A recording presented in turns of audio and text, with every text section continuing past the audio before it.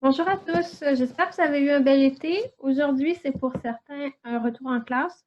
Pour nous, c'est le retour des webinaires de la grande tournée à Trois-Québec. Merci à tous ceux qui sont fidèles. Vous êtes plusieurs à être là avec nous chaque semaine depuis le mois de mai dernier. Merci aussi et bienvenue à tous ceux qui sont nouveaux. On est très heureux que la thématique de ce matin vous ait interpellé. C'est le 10e webinaire de la grande tournée à Trois-Québec. Thématique de ce matin, on ne peut pas vous le cacher, c'est les vins de Bourgogne, la première marche vers la notion de terroir en Bourgogne, en partenariat avec le BIVB. On a l'honneur d'avoir avec nous ce matin M. Claude Chevalier, qui est vice-président de la commission marketing et communication du BIVB, et il est lui-même vigneron propriétaire du domaine Chevalier en Bourgogne. Il va nous adresser un petit mot de bienvenue et ensuite, la sommelière et formatrice Michèle Bouffard va vous parler du terroir en Bourgogne. Il y aura dégustation aussi de 5 produits en fin de webinaire. Ça va durer environ 1 heure, 1h15. Donc, en cours de formation, n'hésitez pas à poser des questions, vous pouvez interrompre Michel. Vous pouvez aussi commenter avec le chat. On va prendre vos commentaires puis on va les rapporter à Michel. Donc, bienvenue. Merci à tout le monde. Et M. Chevalier, la parole est à vous. Tiens, donc c'est à moi maintenant. C'est à vous, M. Chevalier. Okay. Donc, j'ai plus besoin de me présenter, ça a déjà été fait. Donc, alors, comme on ne se voit pas et que je ne vous vois pas, je pense que certaines personnes me connaissent peut-être que je connais certaines personnes, mais c'est vrai que je suis quand même un habitué du Québec. Et je préférerais y être en ce moment plutôt que de faire un séminaire par vidéo interposée. C'est un peu compliqué quand même, mais bon. Donc, je vous souhaite la bienvenue. Vous allez avoir l'occasion de découvrir quelques vins, c'est-à-dire 6, je crois. 6, 4, 5. 5. 4, 5. 5, 6. De Bourgogne à dénomination géographique, c'est-à-dire des Bourgognes dont on ne parle pas forcément énormément et on a choisi de les faire découvrir parce que c'est souvent ce qu'on appelle maintenant des Bourgognes plus. Il faudrait qu'on trouve une vraie bonne définition. Mais en attendant, on va parler de Bourgogne plus et de Mâcon plus. Donc, parce qu'il y a la même chose dans les Mâcons, avec des zones identifiées qui font des terroirs qui sont nettement meilleurs. Donc, vous allez pouvoir découvrir tout ça. On aura l'occasion d'en parler pendant la dégustation, je pense, avec Michel. Il y aura des questions et certainement. Je veux juste vous parler un tout petit peu du fait que le Québec est quand même un pays extrêmement important pour nous parce que le Canada représente pour la Bourgogne le 4e marché mondial et le Québec représente plus de 70% du marché canadien avec seulement 8 millions d'habitants. Je me rappelle toujours avoir vu un comparatif de Jacques Benoît en comparant la consommation des Américains et des Québécois si il y avait autant d'habitants au Québec qu'il y a d'habitants aux États-Unis, je pense qu'il faudrait 20 Bourgognes pour qu'on puisse alimenter le marché. Et le Québec prendrait tout. Donc, vous voyez que vous représentez vraiment un marché important et on est content de vous faire découvrir les vins. On aura l'occasion de parler peut-être du millésime après. Je vais laisser la parole à Michel maintenant qui va pouvoir démarrer son petit séminaire. Bizarre, mais séminaire quand même. Et puis, on se retrouve tout à l'heure. Merci.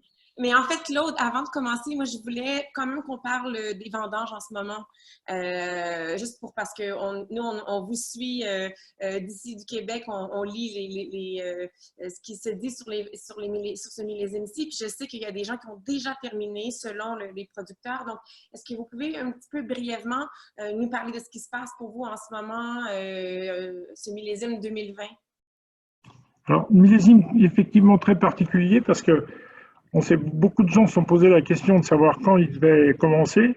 À un moment donné, moi, ça c'est un avis personnel, mais je pensais que tout le monde commencerait à peu près en même temps et je pense qu'on va avoir une année où il y aura vraiment un décalage énorme entre les premiers et les derniers.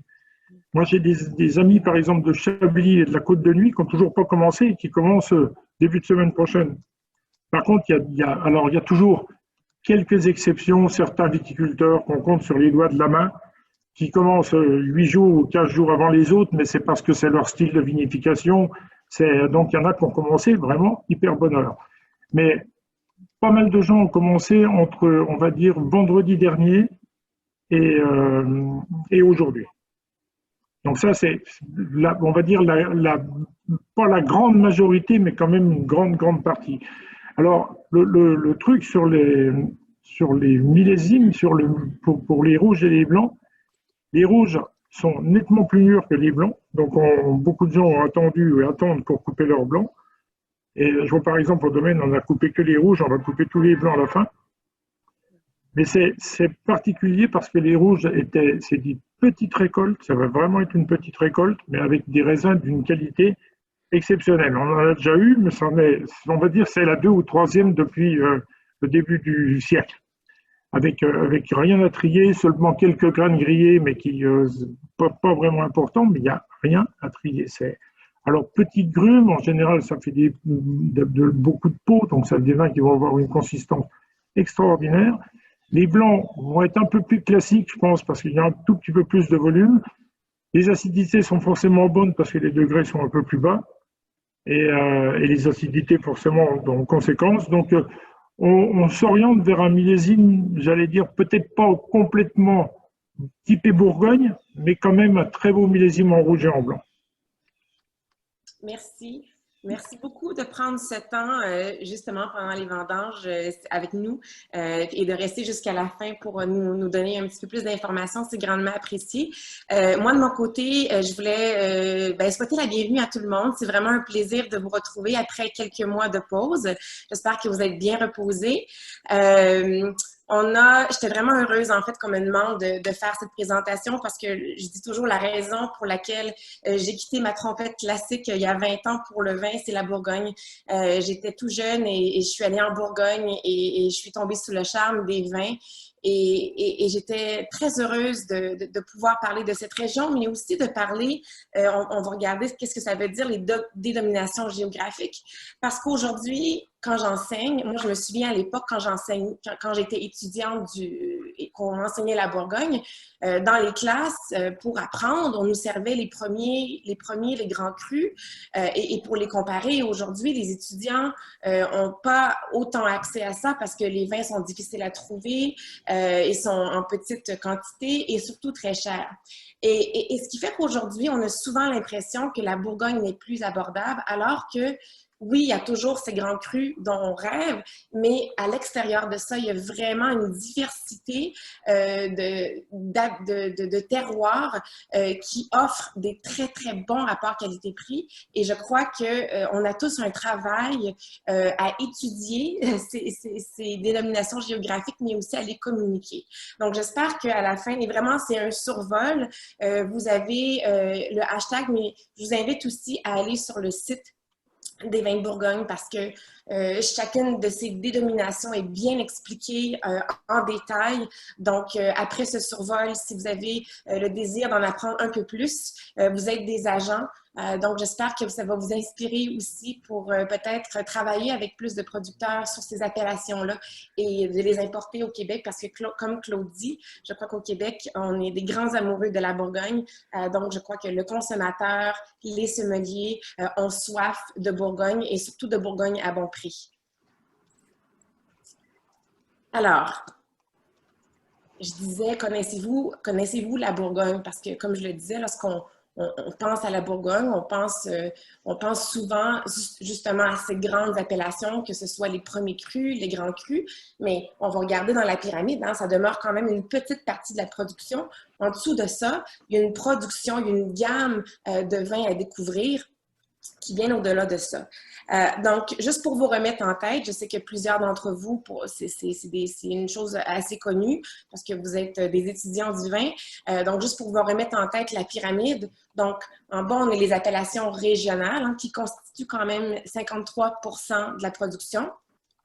Ensuite, on a l'appellation village et on aura ensuite premier cru et les grands crus. Donc, toujours intéressant, important de se rappeler que finalement, les grands crus constituent que 1% de la production. Donc, il y a vraiment un monde à découvrir en dessous de ça. Évidemment, vous savez que comme dans n'importe quelle appellation en France, plus on monte en haut dans la pyramide des appellations, plus on a un cahier des charges qui est strict, avec des règles qui sont plus strictes, par exemple, sur les rendements. Et plus on monte dans la pyramide, plus on a aussi un terroir qui est plus précis, qui s'exprime dans le verre. Alors que dans les appellations du bas, généralement, on va avoir souvent des appellations qui sont plus grandes, avec des rendements un petit peu plus élevés. Alors, moi, je peux juste rajouter une chose. Oui. C'est quand je parlais du marché tout à l'heure, l'appellation régionale représente une grosse partie du marché au Québec également. Donc, on retrouve presque la pyramide dans les vins qui sont distribués au Québec, à savoir à peu près 50% de régional. C'est la raison pour laquelle on a décidé de faire la promotion, entre guillemets, de ces appellations Bourgogne Plus et Mâcon Plus, parce que c'est peut-être un peu moins connu parce que noyé dans les appellations régionales. Voilà. Absolument, absolument. Et donc, comme Claude dit, on va vraiment explorer les AOC régionales, mais les AOC régionales qui ont des dénominations géographiques complémentaires. Alors, si on regarde dans la pyramide, vous voyez que dans les appellations régionales, on aura des appellations régionales qui, dans le cahier des charges, ont une mention spécifique, une mention qu'on appelle dénomination géographique. Alors, c'est quoi? Bien, parfois, ça va être au niveau du village, parfois au niveau d'une région, parfois un climat, mais dans tous les cas, ça sera, on aura une mention de terroir qui est plus précise que l'appellation régionale. Hein. Si on pense à une appellation régionale, par exemple, vous pouvez penser à Bourgogne. Donc, Bourgogne, mais ensuite, on verra qu'à l'intérieur de Bourgogne, on a des appellations, on a des dénominations géographiques qui sont plus précises. Donc, c'est vraiment une marche vers le terroir, hein, parce que je dis toujours, la beauté de la Bourgogne, c'est vraiment toute la diversité des terroirs. C'est très rare que je pense au chardonnay et au pinot noir lorsque je goûte la Bourgogne. Je pense à l'endroit. D'où vient ce vin? Quelle est l'empreinte de ce terroir-là? Alors, ces appellations, ces dénominations géographiques nous permettent justement d'avancer et d'avoir l'expression d'une région, d'une délimitation qui est plus particulière, qui est plus précise. Alors, la surface totale déclarée pour les 14 dénominations géographiques, c'est 2823 hectares. Alors, ça représente quand même 50,2% de la surface de Bourgogne. Donc, les cépages principaux demeurent les mêmes, chardonnay, puis en pinot noir, mais quand même en pinot blanc en petite quantité. Puis on aura aussi le pinot noir et parfois le pinot gris. OK?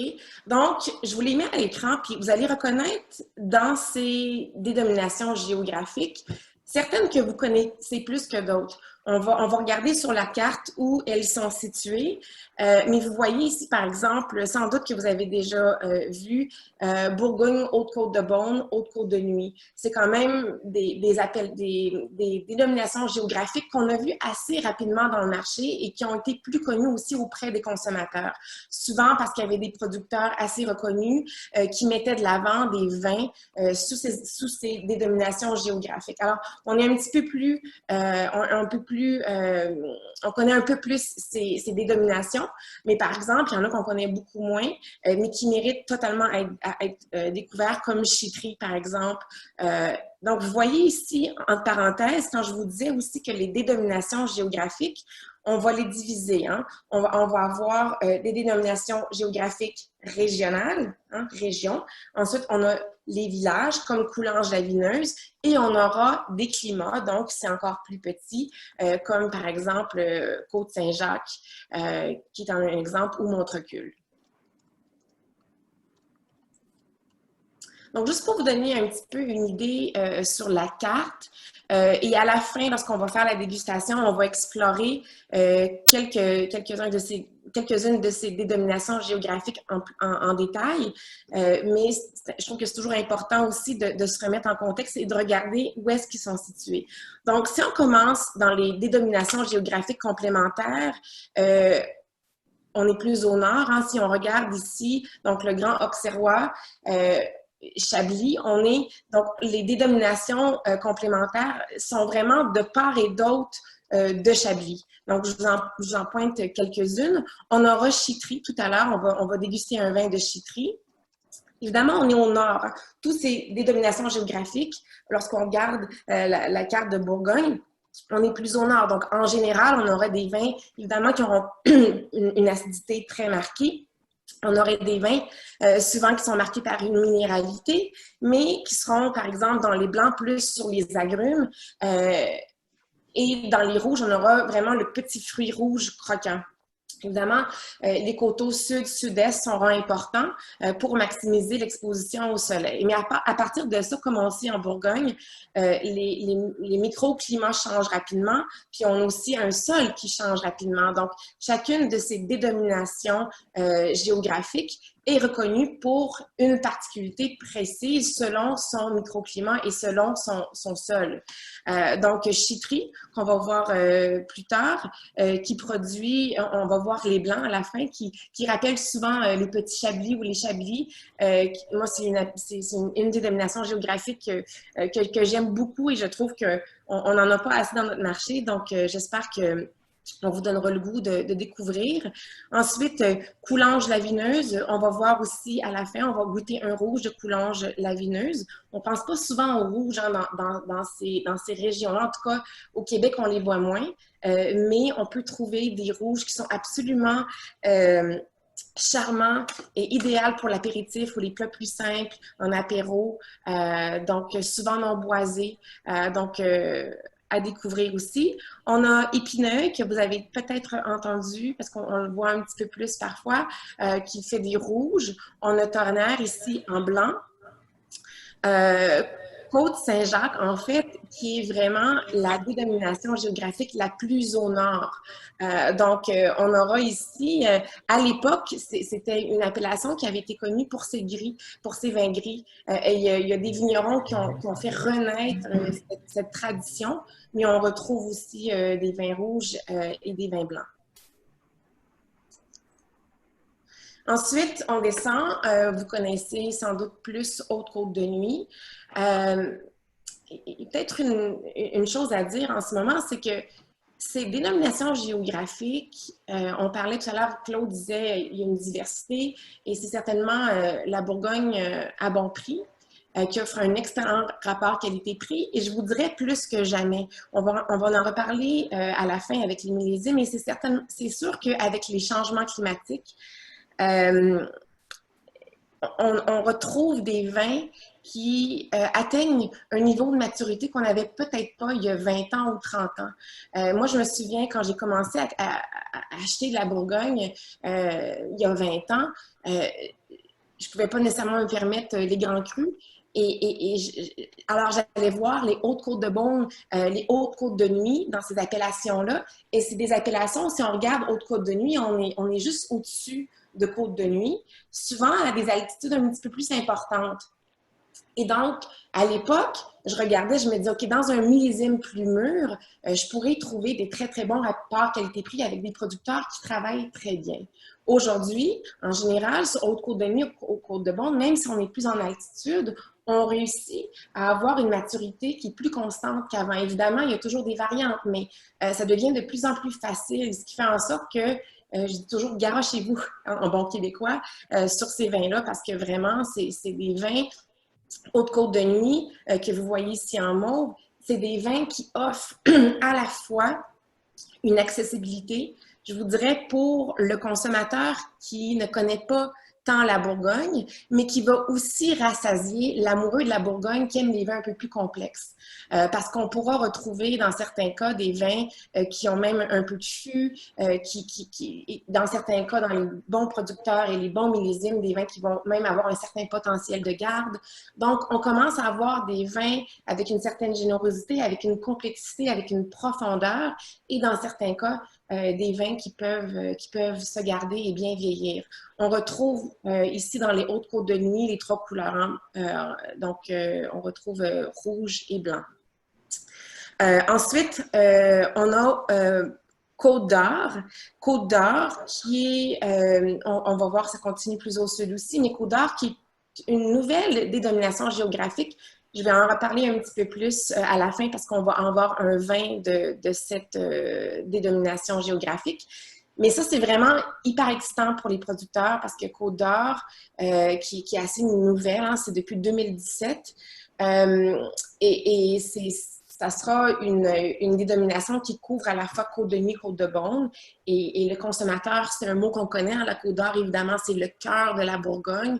On retrouve encore là des petits bijoux, autant dans les blancs que dans les rouges. On aura un bel exemple plus tard.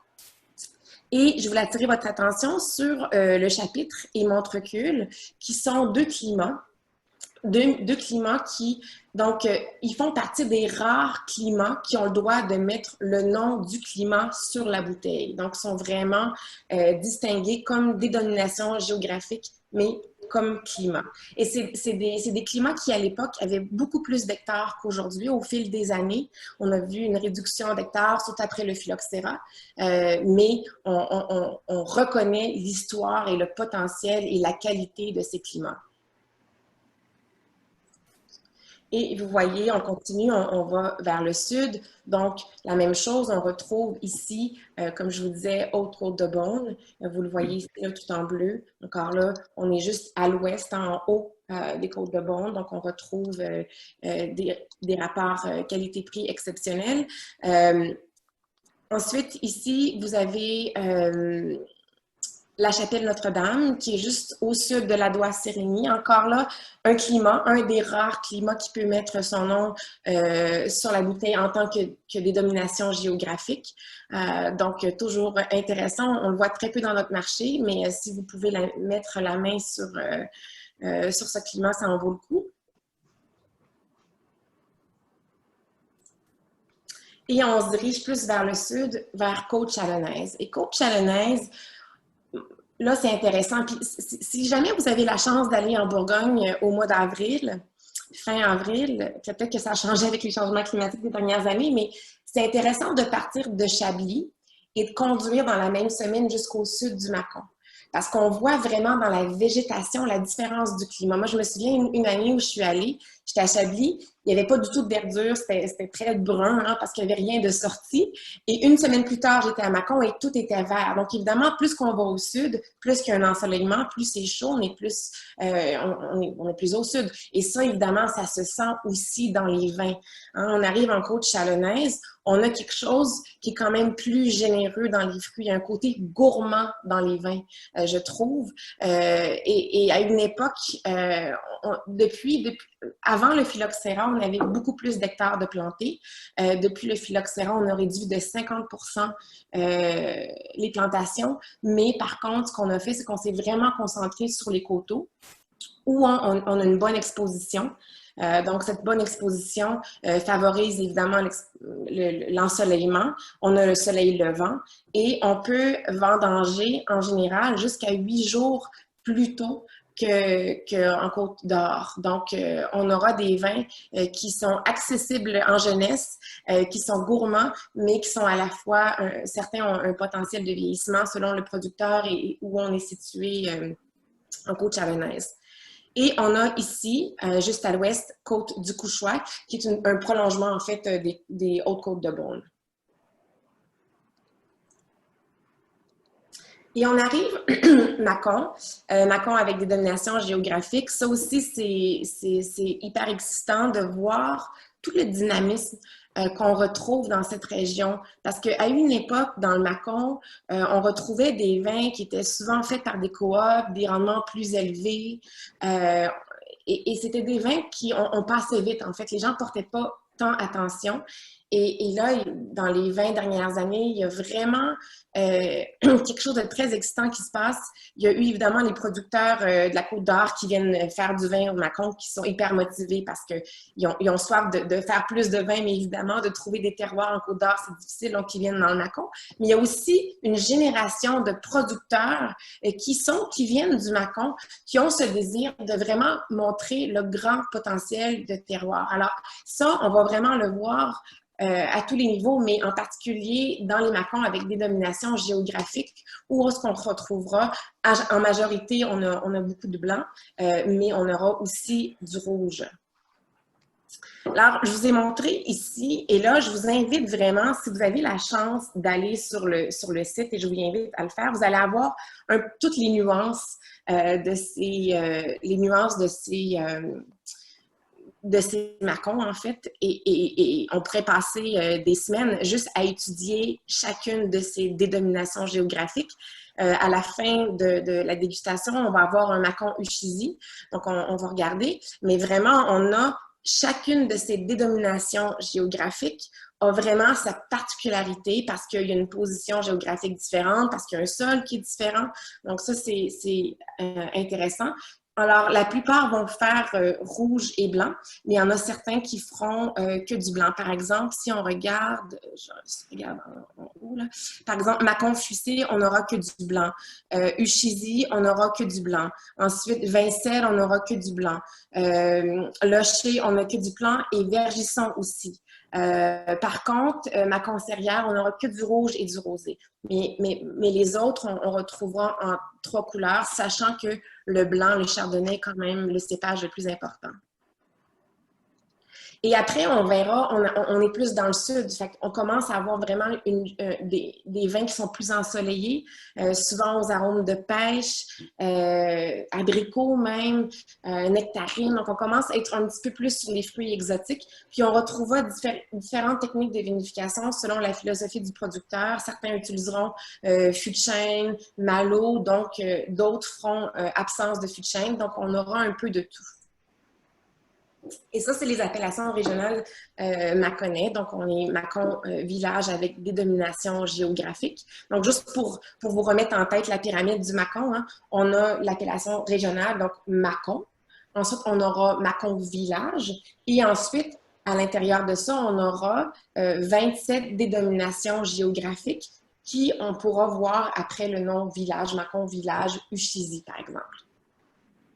Donc, vous voyez, évidemment, c'est une région qui est assez vaste, donc on peut comprendre la diversité des terroirs. Si vous avez la chance d'y aller, c'est intéressant. Évidemment, c'est la meilleure façon de comprendre, mais c'est aussi intéressant lorsqu'on a la chance d'aller visiter un même producteur qui a la même philosophie et qui a des terroirs sur plusieurs de ces dénominations géographiques. C'est là qu'on voit vraiment toutes les subtilités entre chacune de ces dénominations. Mais encore là, pour les amoureux de la Bourgogne qui souhaitent boire du blanc qui offre un bon rapport qualité-prix, c'est vraiment encore là une région à explorer. Alors, on voulait vous mettre en tête peut-être pourquoi hein, il faut découvrir ces vins-là. Vous le savez, vous êtes des agents, les restaurateurs, les sommeliers sont à la recherche le consommateur, lorsqu'il prend une carte de vin, aujourd'hui, les grands crus, les premiers crus, ben, sont souvent très, très chers, surtout lorsqu'on met le markup du restaurant. Mais on est toujours aussi amoureux, sinon plus, de la Bourgogne. Alors, ces vins-là, pour les amoureux, qu'est-ce qui fait qu'on est amoureux de la Bourgogne? Ben, c'est qu'on a une identité de terroir. Hein? Et ça, les dénominations géographiques nous offrent ça. On a vraiment un terroir qui est délimité et donc dans le verre, on a l'expression, cette empreinte de terroir dans le verre. Donc, c'est vraiment une montée en qualité envers cette pyramide dont on souhaite mettre le terroir de l'avant. Alors, c'est vraiment, comme le dit si bien, une réponse compétitive aux attentes des consommateurs.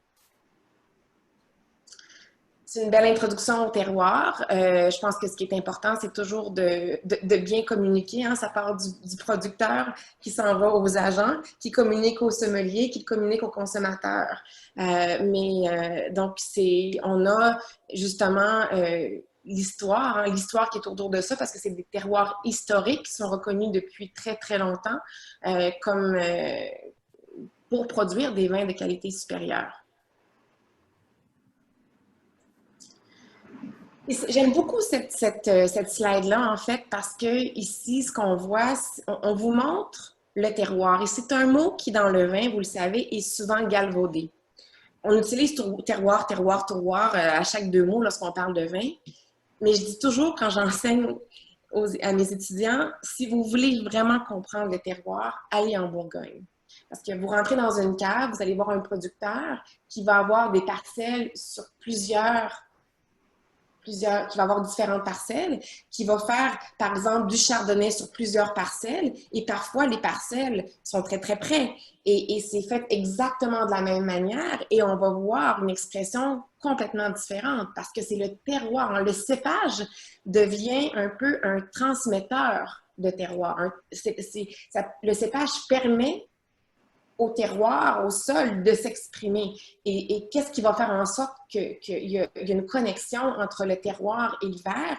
Ça passe par le cépage, mais ça va être évidemment le savoir-faire du producteur, parce que le travail du producteur, c'est de bien travailler dans les vignes, mais aussi de s'assurer que dans le chai, tout est fait pour que le terroir soit mis de l'avant et non l'inverse. Beaucoup de subtilité entre les terroirs, et c'est pour ça qu'on ne peut vraiment jamais connaître la Bourgogne sans y habiter. Et même, je pense que les gens qui y habitent souvent connaissent une partie de la Bourgogne parce que c'est hyper complexe, parce que les sols sont très complexes et il y a beaucoup, beaucoup de microclimats. Alors, ici, hein, les terroirs, on a plusieurs, ça revient à ce qu'on disait, là, donc on a beaucoup... je vous le disais tout à l'heure, les dénominations géographiques, on a à l'échelle d'une région. On vous donne un exemple comme Bourgogne-Haute-Côte de Beaune. Ensuite, on a les villages comme Chypry et on aura les climats. On en a vu tout à l'heure, Bourgogne-le-Chablis, par exemple.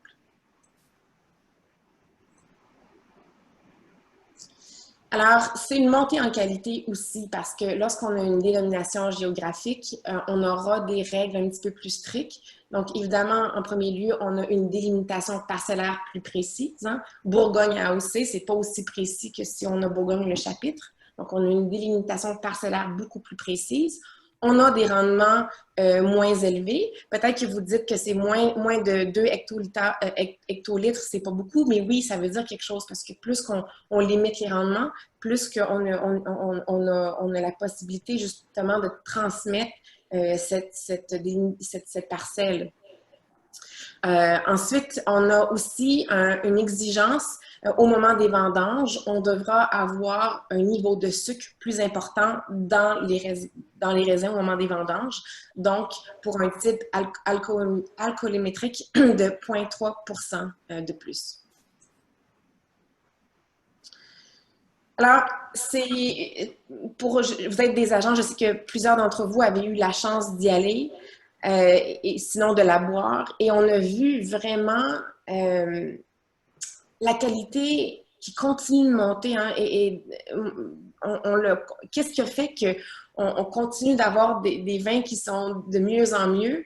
Il y a eu plusieurs choses. La Bourgogne, comme plein de régions viticoles du monde, hein, après la Deuxième Guerre mondiale, souvent on avait utilisé beaucoup de produits chimiques.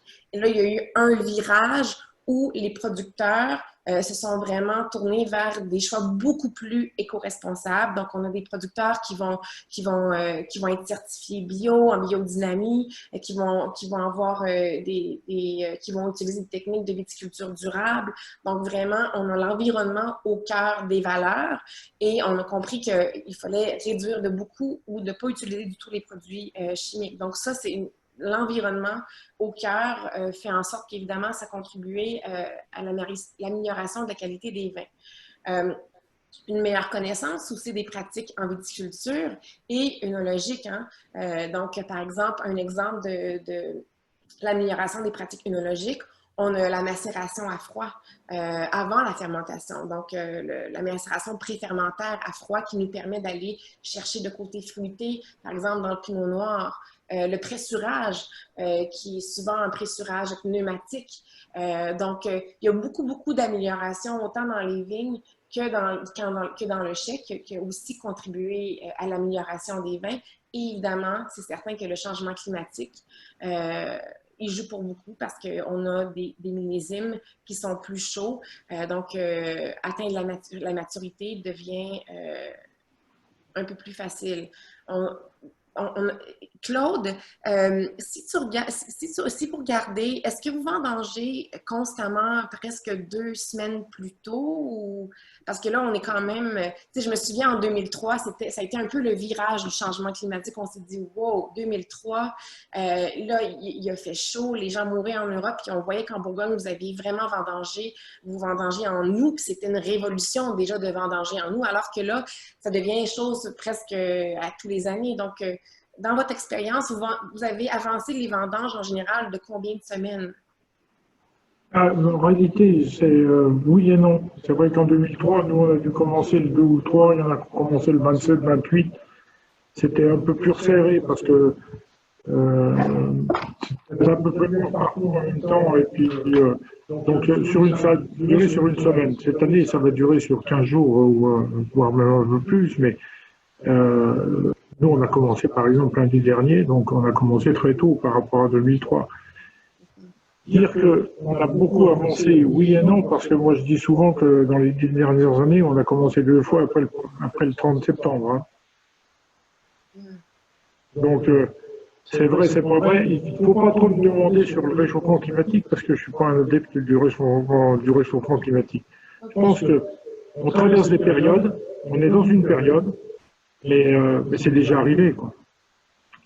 Au cours des siècles derniers, voire il y a très longtemps, il y a eu des récoltes qui ont été grillées sur pied au mois de juillet. Il y a eu, je vous disais dans le journal, par exemple, que c'est la date la plus précoce depuis 1371. Donc en 1371, il n'y avait pas de médias, mais il y avait aussi du réchauffement climatique, quoi.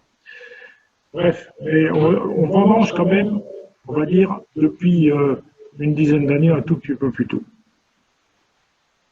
C'est plutôt autour du 15, quoi. Alors qu'avant, on disait plutôt autour du 25.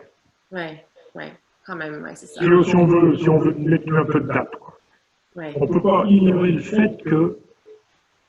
Voilà. Mais aussi, il y a aussi des gens qui disent « Ah ben oui, mais maintenant, les vins font plus de degrés qu'avant. » Mais avant, on faisait plus de récoltes qu'aujourd'hui. Ouais. Les dates de vendange étaient fixées par un banc de vendange qui permettait... qui faisait que tout le monde démarrait en même temps, mais personne n'analysait ces lignes pour savoir si elles étaient mûres ou pas mûres. C'était « Ah, mais ils ont dit qu'on pouvait commencer, on peut y aller, quoi. » Aujourd'hui, chacun fait ses petits prélèvements, chacun voit que finalement, il n'a peut-être pas tant de degrés que ça, puis qu'il faudrait peut-être qu'il attende un petit peu, etc. C'est pas la méthode de vinification qui a changé, c'est les gens réfléchissent maintenant quand ils vinifient. Oui. Donc on fait plus les vins qu'on faisait il y a 30 ans, parce que avant on faisait tout le temps pareil. Aujourd'hui on réfléchit sur chaque jour comment on va vinifier les vins, comment on va les garder en cuve, comment si on doit les piger, pas les piger. Il y a tout un processus qui a fait que les vins aujourd'hui sont différents d'il y a 20 ans en arrière. Oui. Merci. Je vous invite à aller sur le site Internet. Vous allez voir, en fait, plusieurs gestes qui sont là, hein, pour vraiment s'en aller vers un environnement beaucoup plus sain. Donc ils ont mis en place une charte, un programme d'amélioration des pratiques phytosanitaires. Puis on vous met ici les grandes lignes, mais si vous allez sur le site Internet, vous allez vraiment voir les gestes précis qu'on met de l'avant vraiment pour, encore là, garder l'environnement au cœur des valeurs. Donc, encore là, ça aussi, ça fait partie de l'amélioration des vins qu'on connaît. Je vous ai mis des petits chiffres ici parce que c'est toujours intéressant, juste pour vous donner une idée. Alors, on voit ici, par exemple, 270 domaines certifiés ou en conversion. Puis ça continue, hein? je me souviens, quand j'étais là pour la première fois, au début des années 2000, il y avait un producteur qui me disait bon, je suis en biodynamie, mais mon voisin utilise plein de produits. Mais il dit, je continue parce que je pense qu'il va voir que ça fonctionne, puis peut-être que je vais pouvoir l'inspirer. Même si un petit produit nécessairement arrive chez nous parce qu'on est collé. Et j'ai reparlé à ce producteur-là il y a plusieurs années après. Et effectivement, le voisin regardait ce que l'autre voisin faisait et ça a encouragé. Donc, je crois aussi qu'il y a ça, il y a beaucoup d'intérêt vers une viticulture en bio. Beaucoup sont en biodynamie aussi. Donc, on le voit par les chiffres. Et par les gens qui sont en conversion, et ça va continuer d'augmenter. J'en ai aucun doute. Encore là, si vous allez sur le site, vous allez voir beaucoup de chiffres, des statistiques qui vous démontrent, encore là, la responsabilité environnementale. Donc ça, c'est une réalité parce que tout le monde a fini par prendre conscience qu'on pouvait raisonner tous les traitements, on n'est pas obligé de traiter, mais il y a eu une période aussi où les marchands de produits encourageaient à utiliser les produits tous les 15 jours et quelle que soit l'année. Une année comme cette année, on n'a pas traité énormément ou presque pas. Il y a des années où il faut le faire. Moi, je vais juste faire une parenthèse, mais j'étais à Montréal quand il y a eu Montréal Passion Vin il y a l'année dernière. Oui. Et il y avait le producteur de Haut-Brion, le vinificateur, l'œnologue de Haut-Brion, qui expliquait que lui, il était bio, que ses enfants prenaient de l'homéopathie et qu'il en était très content, mais quand ses enfants étaient vraiment malades, il leur donnait des antibiotiques. Et j'ai beaucoup aimé son truc parce que il faut pas être systématique. Ça veut dire que si on peut plus aujourd'hui se permettre de perdre une récolte en restant en bio une année où les maladies sont hyper présentes. Il faut simplement réagir en fonction. Quand il n'y a pas besoin de traiter, on ne traite pas. Avant, on traitait tout le temps, en exagérant. Aujourd'hui, on traite en fonction. C'est un peu comme les vinifications, on raisonne, quoi. On réfléchit. On va dire que les viticulteurs sont plus intelligents qu'avant. Oui, mais je pense que tu as raison, Claude. Puis ça, on le voit au niveau des vignes, mais quand on parle les gens font du yoga, donc c'est la même chose. Et c'est drôle parce que j'utilise souvent cette analogie d'antibiotiques, dans le sens que quand les gens sont très malades, puis qu'on n'arrive pas à guérir, ben oui, et on peut comprendre qu'un viticulteur, c'est sa récolte, c'est son gagne-pain, c'est sa survie. Donc oui, s'il n'y a plus rien qui fonctionne, mais comme vous le dites, d'avoir cette automatisme d'essayer de les moins utiliser possible, ça c'est un gros changement qu'on a vu qui est... Et encore une fois, on peut... Moi, j'ai vu des gens désherber pendant 35 ans de leur vie et puis passer en bio. Moi, je n'ai jamais désherbé, mais on n'est pas en bio. Mais on a toujours fait que labourer. Donc, et moi, j'ai des tas d'amis viticulteurs qui sont en bio et qui ne le disent pas. Oui. Il y a une grosse différence entre l'affichage et puis la façon de faire. Et tout n'est pas noir ou blanc. Parenthèse. Tout n'est pas noir ou blanc. Donc, je pense que c'est toujours important de comprendre la marche qui est derrière et l'intention qui est derrière et le pourquoi. Absolument. Il faut que la vigne s'habitue et puis il faut beaucoup de choses. Une vigne, c'est une plante. C'est pas parce que l'on dit tiens, je suis en bio qu'elle va décider d'accepter de passer en bio tout de suite. Il va lui falloir un certain nombre d'années. Oui. Moi, je suis sûr qu'on peut raisonner les choses. Je suis sûr qu'on peut arriver un jour peut-être à peut-être plus de traitement, mais ça ne sera pas systématique. Il y aura des années où on sera piégé. Oui. Donc ce jour-là, effectivement, il faudra donner des antibiotiques. Je comprends. J'ai tellement de respect pour le travail de viticulteur et d'agriculteur, donc je peux complètement comprendre. Alors, des appellations j'aime beaucoup le plus, hein, quand Claude parlait de ces dénominations géographiques, il disait avec un plus. Et c'est ce que j'aime, parce que oui, c'est un plus, parce qu'on a une identité de terroir qui est plus précise. Donc, j'aime beaucoup cette image de plus. Et on vous rappelle un peu ce qu'on dit depuis le début. Hein, il faut profiter, vous êtes des agents, profitez justement de ce positionnement prix intelligent qui offre... et je dis toujours... moi, je le vois quand j'enseigne dans les cours de Debout du 7, les étudiants n'ont pas toujours ce réflexe d'aller vers les vins de la Bourgogne parce qu'ils croient que c'est pas accessible au niveau financier, hein, que ça coûte trop cher parce qu'ils savent que les prix ont monté. Et je pense que c'est à nous de les éduquer. Et les jeunes consommateurs, ici on dit entre 25 et 35 ans, hein, mais les milléniaux, ils ont soif d'apprendre, de connaître, et je pense qu'il faut leur montrer la voie. Je pense que les amoureux de la Bourgogne qui sont là depuis longtemps ont compris que maintenant, on peut sortir des champs battus puis trouver justement des petits bijoux, mais je pense qu'on doit éduquer les nouvelles générations pour les amener justement vers ces vins. Donc, on a du travail à faire tous ensemble. Parce que c'est une façon d'offrir le terroir et de répondre. Et il y a une curiosité. Les gens aiment les histoires, aiment... donc, c'est une belle façon de partager un peu d'histoire. Et avant la dégustation, j'ai mis ici, parce que je sais que vous aimez toujours voir Claude nous parler un petit peu là aujourd'hui de les ventes au Québec. Mais je sais que vous aimez aussi voir l'évolution.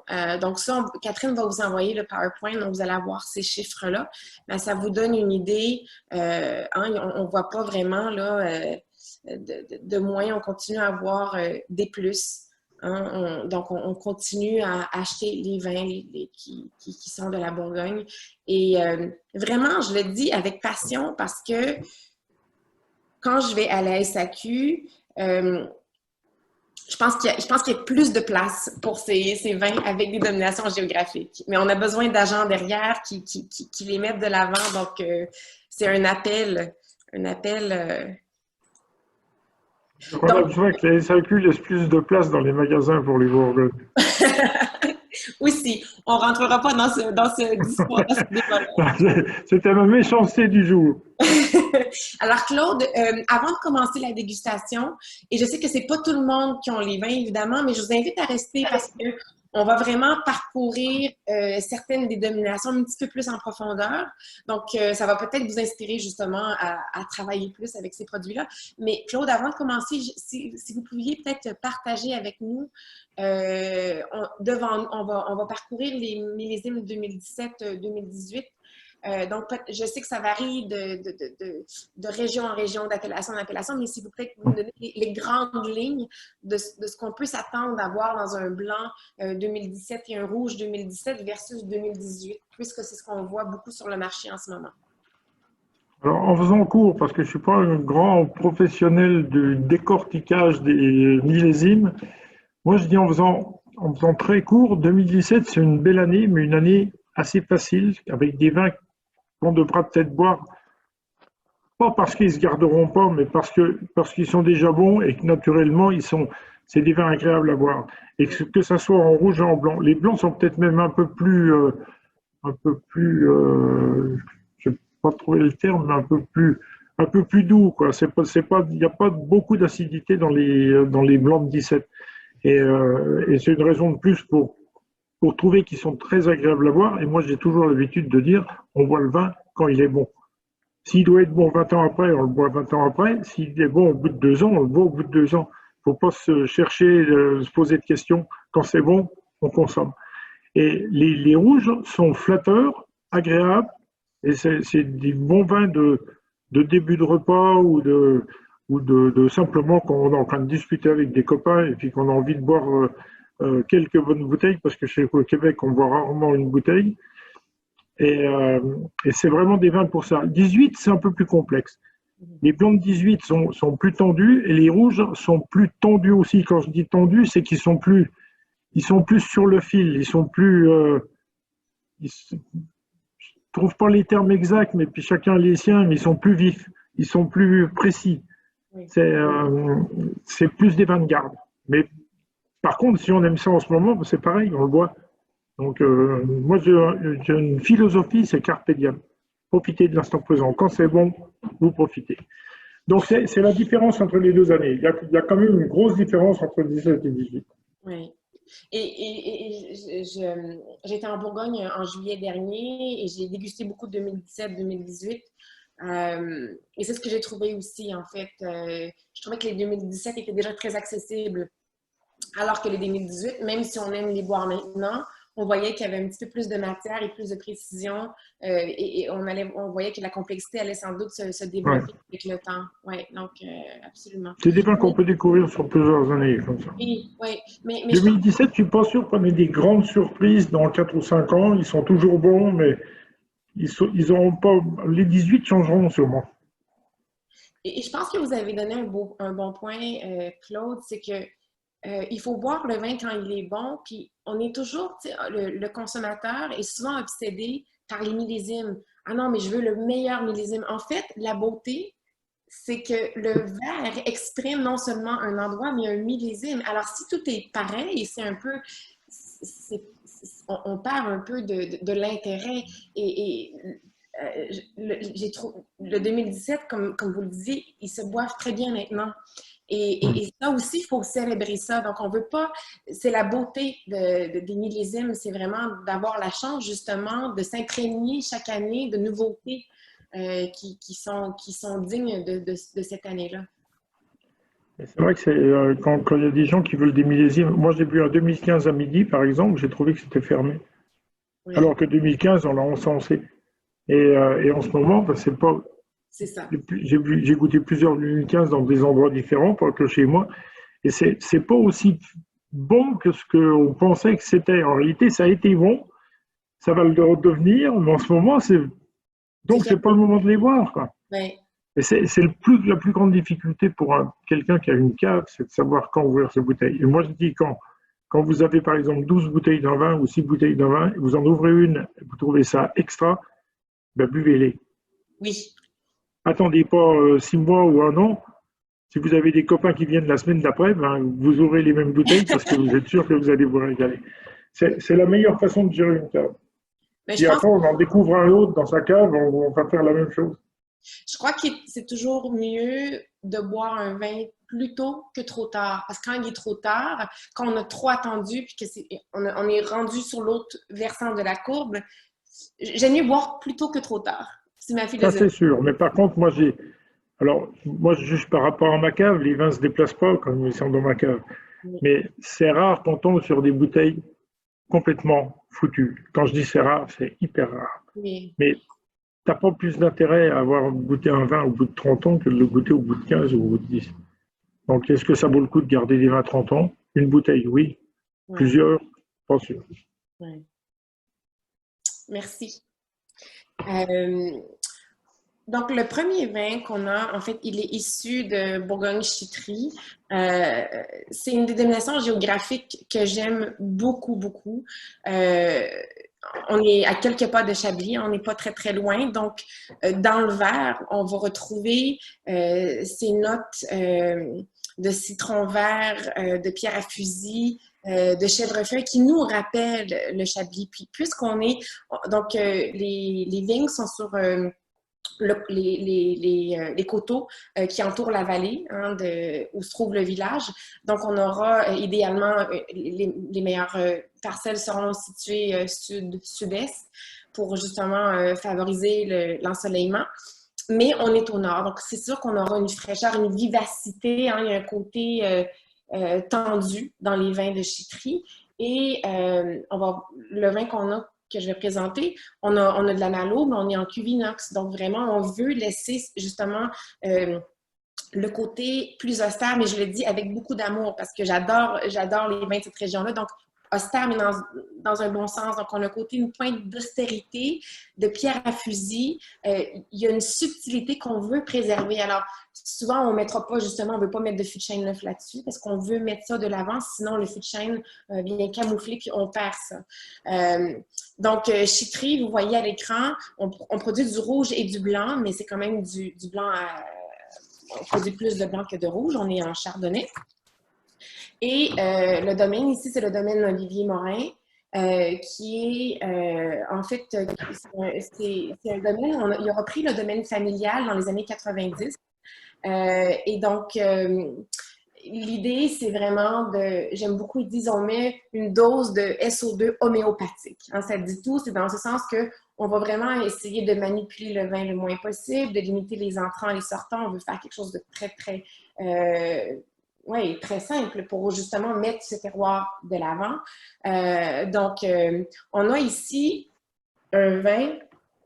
Il y a une sobriété dans ce vin-là que j'aime beaucoup. On sent bien la texture crayeuse qui est offerte. On dit dans les sols argilo-calcaires. Donc, il y a un côté vraiment presque salin, mais un vin oui, qui a une austérité très agréable.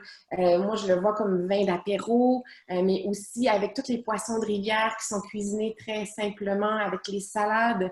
Les huîtres, évidemment, c'est un classique. Si vous êtes amoureux de fromage de chèvre, il y a certainement du bon fromage de chèvre en France, mais il y en a aussi beaucoup de très, très bons au Québec. Donc, c'est aussi un bel assemblage, un bel accord.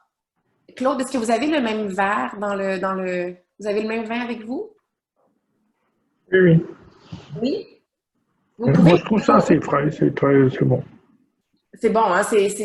On peut pas. Oui, oui, ça nous fait sourire. Puis, en fait, ce que j'aime beaucoup, c'est on sent le verre, on y goûte, on sait où on est. On n'est pas ailleurs. On sait qu'on est en Bourgogne, on sait qu'on est dans le nord de la Bourgogne. Donc, c'est très, très typé hein, d'où il vient. Donc, j'ai pas, en fait, là, on m'a pas dit quel vin était.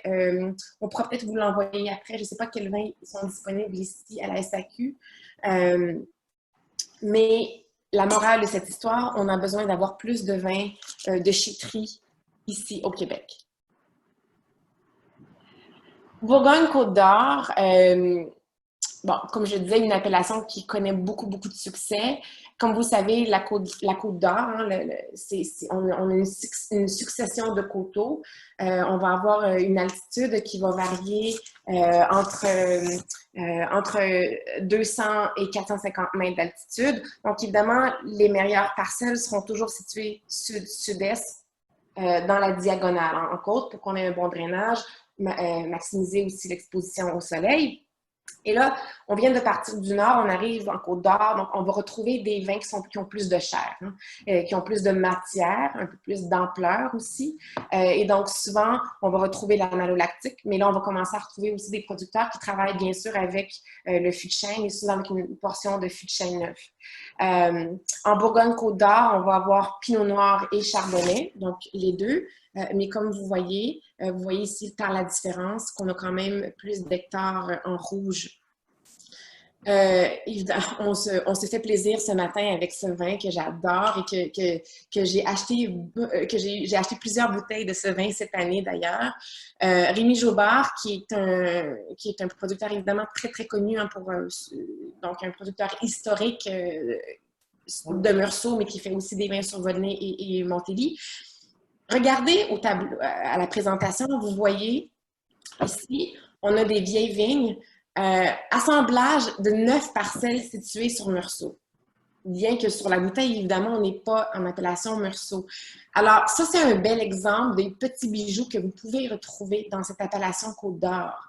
Les producteurs s'amusent avec ça et ça nous permet de retrouver des vins absolument magnifiques. Pour être honnête, on me sert ça à l'aveugle et je dois le placer. Ça rappelle la qualité, la complexité y est. On ne se sent pas du tout en appellation régionale. Hein. On est vraiment en haut de ça au niveau de la qualité. Puis on sent la générosité du fruit. On a vraiment des notes de citron un peu mentholées aussi. Mais on a beaucoup plus d'ampleur. On a les notes qui nous charment de noisettes, de beurre, une pointe de fût de chêne aussi.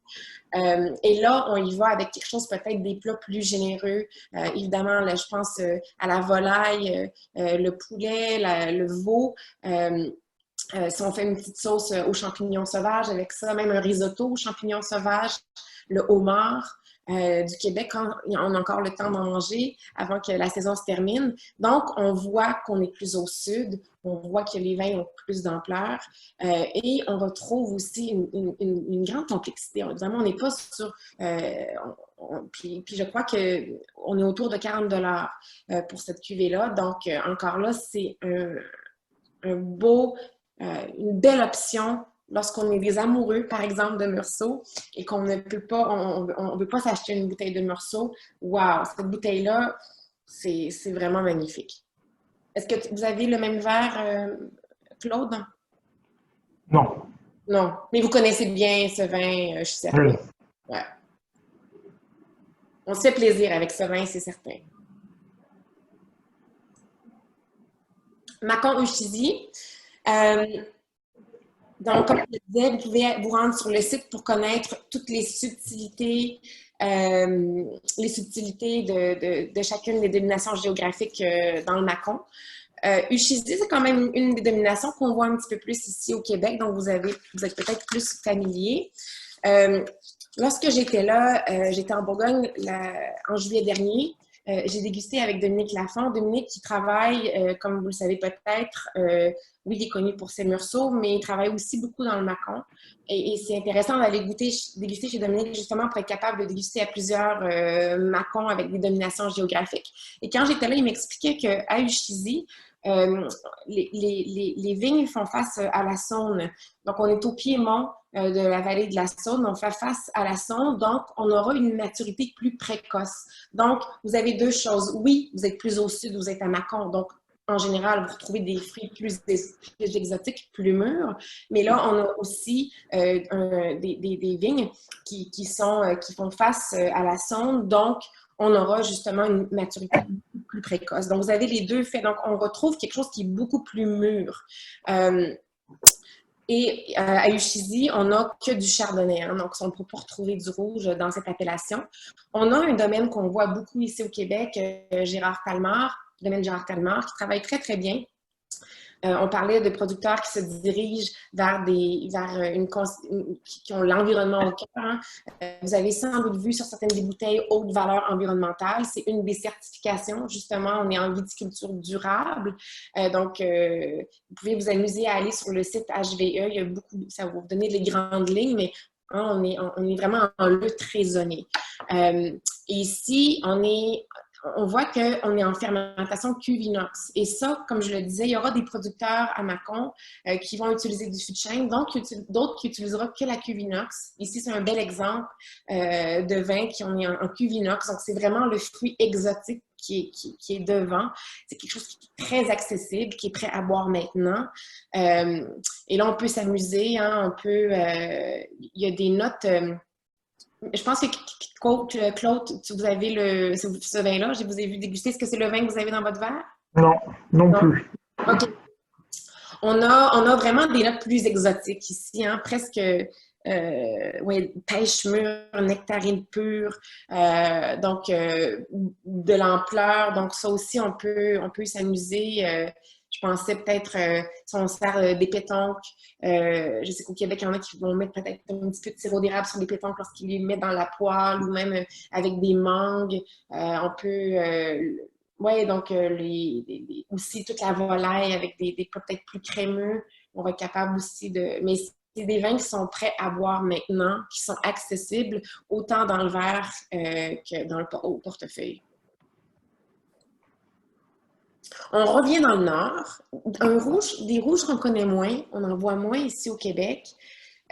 Coulanges lavineuses. Ils font du rouge et du blanc. Aujourd'hui, on goûte un rouge. Lorsqu'on regarde cette région-là, on a souvent en tête plus les blancs que les rouges. Les rouges, c'est des vins qui sont légers. On est vraiment des vins qui sont très vifs, beaucoup sur les fruits rouges, mais très, très croquants, les petits fruits rouges. Des tanins qui sont fins, mais qui parfois vont quand même nous donner une trame tannique. Mais c'est des vins qui sont vraiment faits pour boire jeune. Parfois, il va y avoir des producteurs comme celui qu'on déguste, qui vont isoler les parcelles, puis parfois sur les meilleures parcelles, ils vont faire des cuves, puis ils vont mettre un petit peu de fût de chêne, mais souvent, on va avoir des vins rouges qui sont en cuve inox, après à boire maintenant. On est vraiment dans l'accessibilité en jeunesse. Hein. Ça, c'est vraiment des vins idéaux pour l'apéro, à boire maintenant. Puis je dis des vins de bistrot, tu sais, quand on va dans un bistrot français ou on veut boire un vin au verre, ça, c'est vraiment le vin idéal pour ça. Donc, domaine Borgna. Donc, un domaine qui existe depuis 2001. On est en lutte raisonnée. Puis, donc, comme je le disais, les entrées-gammes, souvent, on va être dans les cuves en acier inoxydable. C'est ce qu'on a ici. Donc, on est vraiment là sur...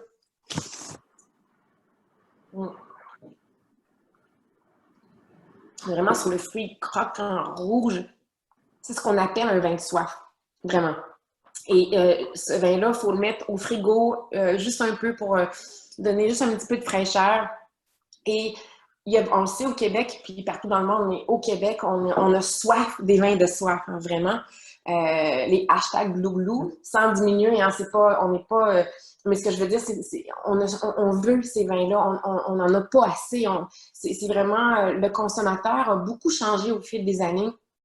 Et comme je dis, des vins rouges avec un degré de buvabilité élevé là, qu'on boit maintenant, on recherche ça, puis ce vin-là nous donne exactement ça. Est-ce que c'est ce vin que vous dégustez en ce moment, Claude? Oui. Qu'est-ce que vous en dites? Moi, je mettrais simplement une petite réflexion. Je dirais que pas trop froid parce qu'il y a encore un petit peu de tanin, un tout petit peu. Oui, oui, je suis d'accord, mais en fait, mais pas trop chaud parce qu'on a tendance à servir les vins trop chauds au Québec. Mais quand je dis 14-15 degrés, c'est bon, quoi. C'est ça, exactement. C'est ce que je voulais dire légèrement. C'est pas 18-20, quoi. Non. Il n'y a aucun rouge qui devrait être servi à 18-20. Je suis contente que vous le disiez parce qu'on a, malgré tout, on sert quand même souvent les rouges trop chauds. Et donc, c'est pour ça que je le mentionnais, je disais pas de le servir froid parce que il y a une petite pointe végétale agréable et je pense que s'il est trop froid, ça va accentuer. Mais oui, je pense que oui, à 13-14 degrés, on se fait plaisir. Le problème dans les températures, moi j'avais découvert ça aux États-Unis, c'est que on dit qu'il faut servir les blancs frais et les rouges chambrés, enfin tempérés, chambrés. Le problème, c'est que frais, ça ne veut pas dire 6 degrés, et tempéré, ça ne veut pas dire à la température de la pièce, parce que des fois, les pièces, elles sont à 25. Quoi. Oui, et moi, j'ai vu dans des restaurants haut de gamme, être obligé de prendre un seau à glace pour le rouge. Moi aussi. Et par contre, avoir besoin de je ne sais pas quoi pour le blanc, parce qu'ils étaient glacés, et qu'un blanc glacé, il n'y a plus d'arôme. Oui. Donc, il faudrait plutôt parler aujourd'hui de dire un blanc en Bourgogne, ça se déguste entre... Alors, je vais dire peut-être une bêtise, moi, parce que mais entre 12 et 14, et puis un rouge entre 15 et 17, quoi. Non, mais et pas plus. Je suis absolument d'accord avec vous. Absolument d'accord, parce que ça change toute l'expérience du vin. Si le vin n'est pas à la bonne température, on n'a pas l'expression. Exactement. Absolument. Et ça, c'est un vin que je bois aussi à l'apéro avec des charcuteries. Donc, c'est même pour les gens oui, qui... ça peut se boire avec des charcuteries un peu fortes, un peu déjà, voire un peu épicées. Oui. Bon, ça me donne faim, tout ça. Et est-ce que vous avez le dernier dans votre verre aussi, le Côte Chalonnaise? Est-ce que vous avez le dernier, le château? Oui. Donc, oups. Même que vous, le dernier. Parfait. Donc, on termine avec Bourgogne-Côte Chalonnaise. Donc, on descend au sud. Et là, quand je vous disais tout à l'heure, quand j'ai présenté la dénomination géographique, je vous disais, ici, on retrouve un vin qui est plus gourmand, hein, qui est une maturité un peu plus tôt qu'au nord. Donc, on a les fruits rouges, mais les fruits rouges un petit peu plus mûrs. Hein? On a vraiment un palais qui est plus ample, qui est des tanins qui sont là, mais qui sont souples, qui sont fins. Mais on sent qu'il y a vraiment plus d'ampleur en bouche dans les vins. Et je pense qu'il y a deux choses.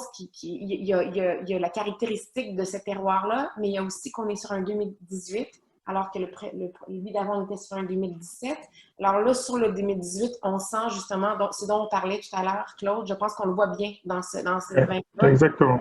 Où est-ce qu'on a plus... Et en fin de bouche, pareil. Exactement. Alors, c'est... Et au nez et en fin de bouche. Oui, exactement. Oui. On a le fruit rouge, mais vraiment plus mûr, plus ampleur. Et on a des arômes de pivoine, de rose, de cassis, un peu des notes poivrées aussi, hyper agréables. Et ce domaine-là, je trouve intéressant parce qu'ils ont débuté leur aventure en 1979, puis ils ont planté 45 hectares. Et ça, je trouve que ça met encore là de l'avant ces vignerons qui sont passionnés, qui redécouvrent ces terroirs. Comme je le disais, à une époque, on avait le double du nombre d'hectares à Côte-Chalonnaise. On a réduit, on s'est limité sur les coteaux, mais on retrouve, ça fait partie, je trouve que c'est un vin qui démontre très, très bien le dynamisme et la qualité des vins qu'on peut retrouver en Côte-Chalonnaise. Encore là, de la Bourgogne à bon prix. Puis là, on peut y aller sur des mets. Là, je le vois moins en apéro, je le vois plus à la table avec un mets. Qu'est-ce qui vous inspire, Claude, avec ça à la table? Avec quoi? Je ne sais pas. Non? Non, c'est une viande grillée, quelque chose comme ça. Je vois bien. C'est parfait pour un repas convivial avec des copains et où on est capable, encore une fois, d'en boire 5 bouteilles à 2. La moyenne. Alors, moi, je pense au gibier aussi, le canard, le confit de canard, évidemment, le bœuf bourguignon. Non, L'automne ça peut demander des viandes un peu plus élaborées. Voilà. Exactement, exactement. On a un petit peu plus de profondeur que sur le vin précédent. Les deux ont leur place, juste encore là, des expressions qui sont complètement différentes. Donc, je vais laisser Claude faire le mot de la fin, mais je voulais juste, en terminant, vous inviter encore une fois à aller sur le site parce que c'était juste une mise en bouche de ces dénominations géographiques qu'on retrouve, qui méritent à être célébrées, à être découvertes pour les amoureux de la Bourgogne. Je pense que ces vins-là ont beaucoup d'affinités avec les consommateurs québécois. Alors, allez sur le site. Passez un peu de temps, vous allez voir qu'il y a un monde à découvrir. Je vous remercie beaucoup d'avoir été là. Et Claude, je vous laisse les mots de la fin. Merci. Donc, merci à vous tous. Alors, on ne s'est pas vu du tout, mais je suppose que vous étiez le nombre qui était prévu. Donc, j'espère que vous avez fait une belle dégustation. Ça aussi, c'est le principal. Que vous ayez appris des choses aussi. Moi, j'ai un caractère un petit peu différent de certains viticulteurs. Donc, il y a peut-être des choses qui ont choqué, mais j'ai voulu choquer personne. Donc, et je voudrais remercier particulièrement Michel parce on se connaît à peine et elle a un professionnalisme vraiment très bon et notamment pour la Bourgogne. Donc elle connaît très bien la Bourgogne. J'espère qu'un jour je pourrai la rencontrer ou au Québec ou dans les Caps chez moi. Mais c'est vrai que j'espère que vous avez passé un bon moment. On est content que vous ayez participé à ce séminaire un peu particulier. Et puis, bon courage pour le reste, parce que vous êtes encore pas complètement déconfinés, puis nous non plus d'ailleurs. Donc, la vie continue. On voit des canons. Et courage, courage pour la fin des vendanges. On est avec vous. J'ai pas compris. J'ai dit bonne chance pour la fin des vendanges. Oui, pas de problème. Oui. Les blancs vont nous rassurer sur le côté un peu quantitatif. Parce que les rouges, ça a déçu beaucoup de personnes quand même. Mais bon, après, la qualité est là, donc on ne peut pas tout avoir. Hein. Ouais. Merci à vous. Merci beaucoup. Merci à tout le monde. Santé. Santé. Santé.